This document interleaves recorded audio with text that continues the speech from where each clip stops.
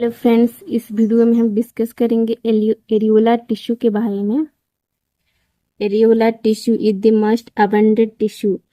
तो connective tissue के under जितने भी टिश्यू आते हैं तो उनमें से सबसे ज़्यादा अमाउंट में कौन सा टिश्यू प्रेजेंट होता है बॉडी में? एरियोला टिश्यू ही प्रेजेंट होता है। ये काम क्या करता है? It form framework for all body organ. ये एरियोला टिश्यू मेनली क्या काम करता है? ये फ्रेमवर्क का काम करता है। क्या फ्रेमवर्क करता है? All body organ. हमारे बॉडी में जितने भी बॉडी ऑर्गन्स प्रेजेंट है, जैसे कि हार्ट, लीवर, किडनी, स्टोमक, ये सब का फ्रेमवर्क कौन बनाता है? उसका जो शेप बनाता है कि कौन बनाता है? ये एरियोला टिश्यू है बनाता है। तो हमारे बॉडी में जितने भी ऑर्गन्स प्रेजेंट है, सबका स्ट्रक्चर क्या है? अलग अलग है। सब एक जैसे तो नहीं दिखते, सबका जो साइज शेप अलग होता है। तो वो साइज और स्ट्रक्चर कौन बनाता है ऑर्गन का? ये एरियोला टिश्यू ही बनाता है, फ्रेमवर्क बनाता है बॉडी ऑर्गन का। तो एरियोला टिश्यू मेनली किन किन कंपोनेंट्स से बने हुए होते हैं? मेनली 2 कंपोनेंट्स से बने हुए होते हैं। एक होता है सेल और दूसरा होता है फाइबर। फाइबर्स क्या है? एक थ्रेड लाइक स्ट्रक्चर होते हैं जो कि एरियोला टिश्यू में प्रेजेंट होता है। सेल कौन कौन से प्रेजेंट होते हैं? ये 5 type of cell mainly present होते हैं। एक होते हैं फिब्रोब्लास्ट, मैक्रोफेजेस, मर्ज सेल, लिम्फोसाइट्स और फैट सेल। और 2 फाइबर्स प्रेजेंट होते हैं। ये फाइबर्स क्या करते हैं? ये सेल को टाइटली पैक्ड करके रखते हैं, टाइटली अटैच करके रखते हैं। मेनली 2 फाइबर आते हैं, एक होता है व्हाइट कोलेजन फाइबर और दूसरा है येलो इलास्टिन फाइबर। तो ये 2 फाइबर ये सेल के बीच में ही रहता है, ये टाइटली पैक्ड करके रखते हैं सेल को। तो फर्स्ट टाइप जो सेल है, फर्स्ट जो सेल का नाम क्या है? फिब्रोब्लास्ट। फिब्रोब्लास्ट एरियोला टिश्यू में प्रेजेंट होता है। ये कैसा दिखता है? ये लार्ज सेल होते हैं। इनका जो शेप होता है ये बड़े साइज के दिखते हैं, लार्ज दिखते हैं और फ्लैट होते हैं, मतलब चपटे होते हैं। ये फिब्रोब्लास्ट का ही डायग्राम है। ये क्या होते हैं? चपटे दिखते हैं और साइड में लास्ट एंड में फूड प्रोसेसेस निकलती हैं। फिब्रोब्लास्ट क्या करते हैं? Made of cell and fibre. तो फिब्रोब्लास्ट क्या करते हैं? जो सेल एंड फाइबर का बनाते हैं। तो एरियोला टिश्यू में फिब्रोब्लास्ट को छोड़ के जितने भी सेल्स आते हैं, जैसे कि macrophages, mast cell, lymphocytes, fat cell, और ये 2 fibres, white collagen fibres and yellow elastin fibre कौन बनाता है? ये फिब्रोब्लास्ट सेल ही बनाता है। ये इम्पोर्टेंट सेल है फिब्रोब्लास्ट, जो कि ये सारी चीज़ों का फॉर्मेशन करता है, बनाता है। Made of granulation tissue. Fibroblast क्या करती है? ग्रानुलेशन टिश्यू भी बनाता है, यानी कि टिश्यू हीलिंग का भी ये काम करती है। इसका मतलब है जब हमारे बॉडी में कोई भी जगह पे इंजरी हो जाती है, इंजरी होने के बाद कुछ दिनों के बाद उस जगह में क्या दिखता है? एक पिंक कलर का अपीयरेंस दिखता है, पिंक कलर जैसा दिखाई देता है। तो वो कौन सी टिश्यू है? ये ग्रानुलेशन टिश्यू ही है, जो कि कौन बनाता है? ये फिब्रोब्लास्ट सेल ही बनाता है, यानी कि टिश्यू हीलिंग का भी ये काम करता है।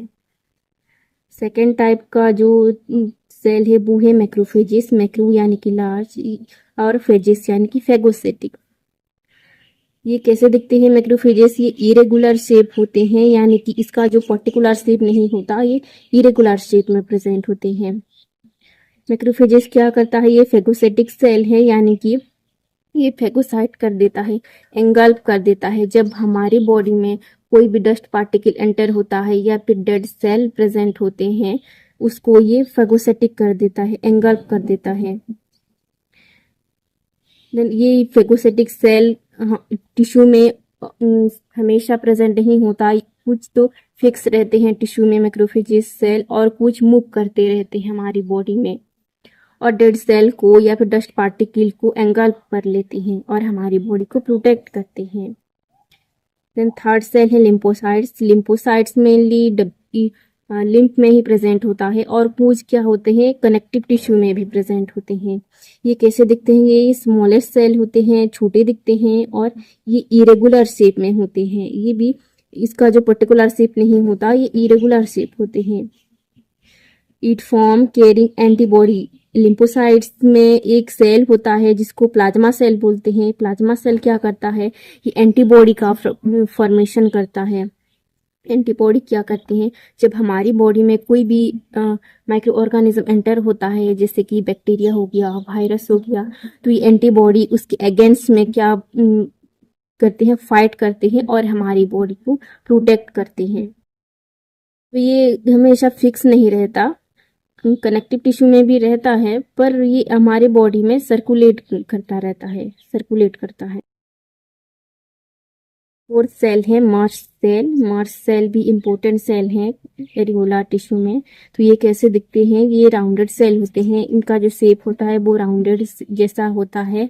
और इसमें क्या प्रेजेंट होते हैं, न्यूक्लियस प्रेजेंट होती है और साइटोप्लाज्म प्रेजेंट होते हैं। ये जो न्यूक्लियस है, न्यूक्लियस के साइड में क्या प्रेजेंट होते हैं, साइटोप्लाज्म में प्रेजेंट होते हैं।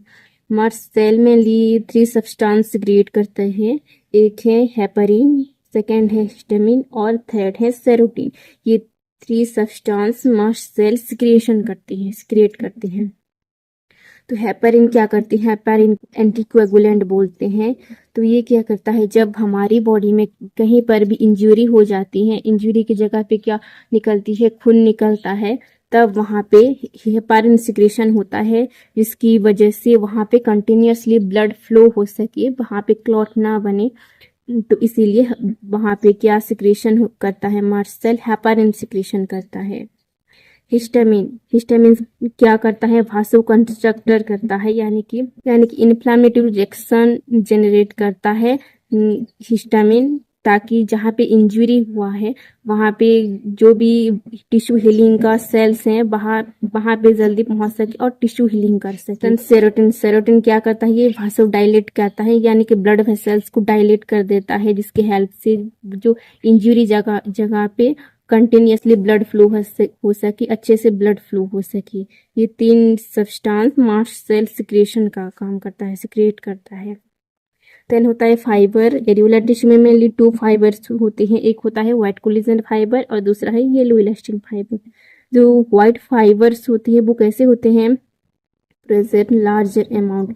तो ये एरियोला टिश्यू में ज़्यादा अमाउंट में प्रेजेंट होते हैं। और ये कैसा दिखता है, ये थ्रेड लाइक जैसा स्ट्रक्चर इसका होता है, थ्रेड लाइक जैसा होता है, और ये मोटे होते हैं, मतलब बहुत सारे थ्रेड लाइक स्ट्रक्चर एक ही धागे में बंधे हुए जैसे दिखते हैं, मोटे होते हैं।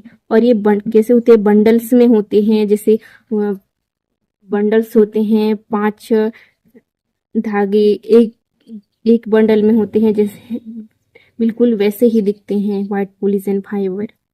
और ये कैसे होते, अनब्रांच होते हैं, इसमें कोई भी ब्रांचेस प्रेजेंट नहीं होता, ये सिंगल थ्रेड लाइक जैसे ये दिखाई देते हैं। तो व्हाइट कोलेजन फाइबर में एक प्रोटीन होता है, जो उस प्रोटीन को क्या बोलते हैं, कोलेजन प्रोटीन बोलते हैं। तो ये कोलेजन फाइबर में एक प्रोटीन होता है जिसको कोलेजन प्रोटीन बोलते हैं। और ये कोलेजन प्रोटीन वजह से ये कोलेजन फाइबर कैसे दिखता है, व्हाइट कलर का दिखता है।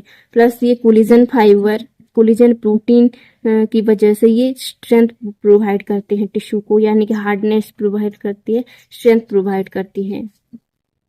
सेकंड है yellow elastin fibre. Yellow elastin fibres areola tissue में कैसे होते हैं, फ्यू इन नंबर होते हैं, बहुत कम अमाउंट में प्रेजेंट होते हैं। और ये कैसे दिखते हैं, ये ब्रांचेस होते हैं। ये है yellow elastin fibre. Yellow elastin fibre कैसे होते हैं, ये इसमें छोटे छोटे ब्रांचेस दिखाई देते हैं। और ये कैसे दिखता है, ये येलो कलर का दिखता है। येलो इलास्टिन फाइबर कैसे दिखता है, ये येलो कलर का दिखता है। और इसमें भी एक प्रोटीन होता है, जिसको कौन सी प्रोटीन बोलते हैं, इलास्टिन प्रोटीन बोलते हैं। इलास्टिन प्रोटीन की वजह से ये yellow elastic fibre yellow colour का दिखता है। और ये इलास्टिसिटी भी प्रोवाइड करती है टिश्यू को, क्योंकि इसमें इलास्टिन प्रोटीन प्रेजेंट होता है। तो जिस टिश्यू में जितना इलास्टिक फाइबर्स होगा, वो टिश्यू उतना ही इलास्टिसिटी या फिर फ्लेक्सिबिलिटी होगा। और जिन टिश्यू में जितना कोलेजन फाइबर होगा, तो उन टिश्यू उतना ही स्ट्रेंथ होगा, उतना हार्ड होगा। तो ये 2 फाइबर मेनली एरियोला टिश्यू में प्रेजेंट होते हैं।